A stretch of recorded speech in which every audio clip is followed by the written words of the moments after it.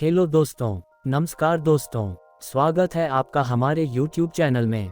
दोस्तों, मैं इस चैनल पर नई नई कहानियाँ लेकर आता रहता हूँ और हर कठिनाइयों से निकलने का उपाय भी इस वीडियो के माध्यम से आप सुन पाएंगे। एक गांव में गौतम बुद्ध भ्रमण कर रहे थे। तभी गौतम बुद्ध एक व्यक्ति को कुछ दूरी पर बैठा हुआ देखा और वह अपने जीवन से हिम्मत हार चुका था। वह बैठे बैठे ये सोच रहा था कि मैं खुद अपने आप को आत्महत्या कर लूं।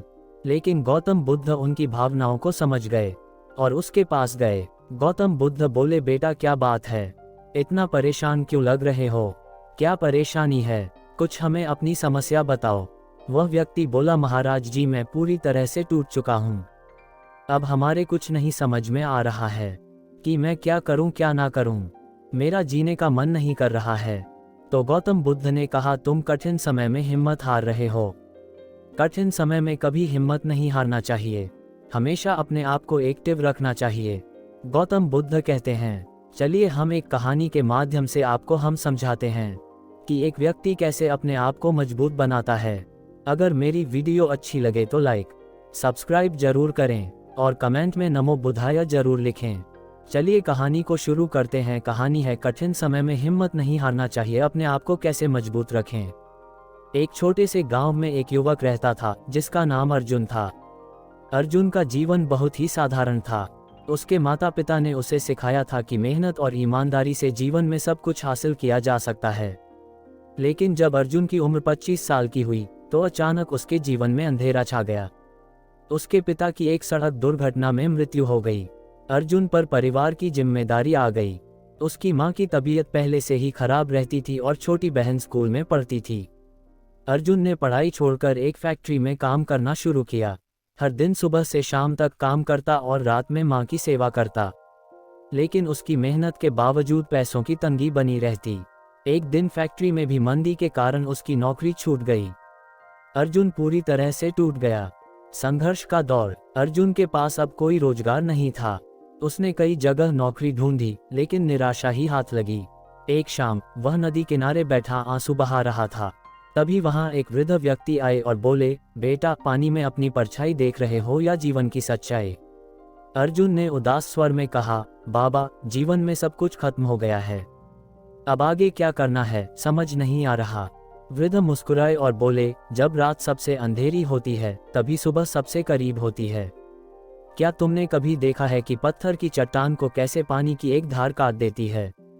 मेहनत करो बेटा, भगवान पर भरोसा रखो। उस रात अर्जुन घर लौटा और उसने ठान लिया कि हार नहीं मानेगा। उसने एक पुरानी साइकिल को ठीक किया और सब्जी बेचने का काम शुरू किया। हर दिन सुबह 4 बजे उठता, सब्जी मंडी जाता और फिर घर घर जाकर सब्जियां बेचता। धैर्य और संघर्ष। पहले कुछ महीने बहुत कठिन थे। कभी सब्जियां नहीं बिकती, कभी लोग उधार मांगते और फिर चुकाते नहीं। लेकिन अर्जुन धैर्य बनाए रखता। उसकी माँ उसे देखती और कहती, बेटा, तू पहाड़ों की तरह अडिग है, तू जरूर सफल होगा। धीरे धीरे अर्जुन की मेहनत रंग लाने लगी। उसने एक छोटी सी दुकान किराए पर ले ली। अब उसकी बहन भी उसकी मदद करने लगी। दुकान में ग्राहक बढ़ने लगे और अर्जुन को उम्मीद की किरण दिखाई देने लगी। नई चुनौतियां। लेकिन जीवन में परीक्षा कभी खत्म नहीं होती। एक दिन अचानक आग लगने से उसकी दुकान जलकर राख हो गई। अर्जुन फिर से शून्य पर आ गया। उस रात उसने माँ से कहा, माँ, लगता है भगवान हमें हर बार आजमाते हैं। माँ ने उसके सिर पर हाथ रखते हुए कहा, बेटा, जब लोहे को आग में तपाया जाता है तभी वह मजबूत बनता है।